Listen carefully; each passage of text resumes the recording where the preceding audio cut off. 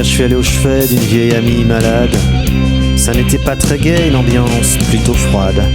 Car ce n'est pas un secret, elle en a pris plein son grade, jusqu'à ne plus ressembler qu'à une vaste boutade. Et même les gens qui l'aiment, soi-disant ses amis, eux-mêmes la blasphèment du haut de leur mépris, usant de stratagèmes politiques et profits qui rendent aujourd'hui blême notre pauvre démocratie. Sur les plateaux de télé où personne n'est en reste, dans les discours zélés et puis même dans leurs gestes, les politiques viennent bafouer sa vocation céleste pour que sa destinée devienne des plus funestes.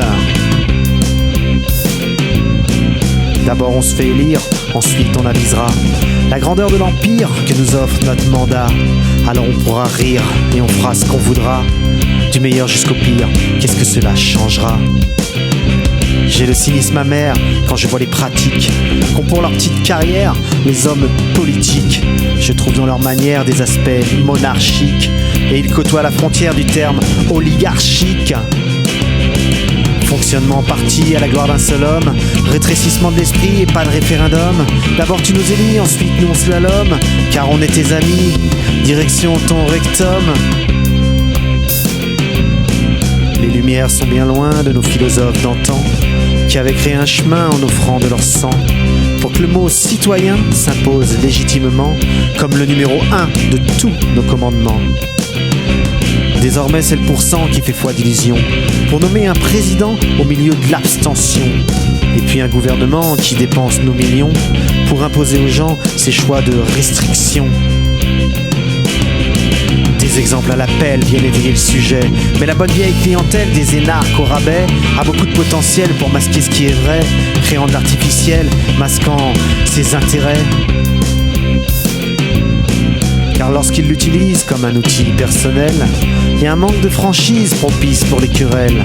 Celle-là même qu'attisent ces démagogues cruels pour faire que se brisent de la République les ailes.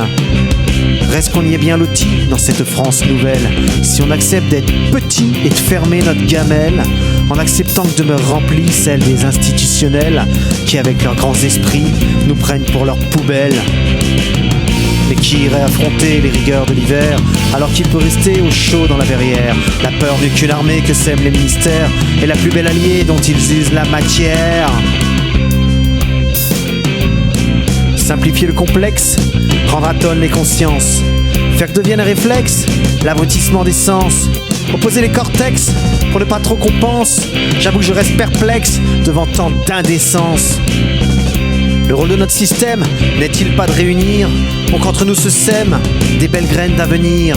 La démocratie a comme thème de venir nous servir et de porter l'emblème, ce à quoi nos cœurs aspirent. Oui, elle est bien malade et elle se fait bien vieille derrière les sourires de façade de quelques officiels. Faudrait une croisade, un acte providentiel, bref, trouver une parade pour qu'enfin elle se réveille. Moi je caresse le doux rêve de la revoir en vie, qu'elle sorte de la grève et puis de l'apathie, et qu'avec sa belle sève et toute son énergie, enfin elle se relève, notre belle démocratie.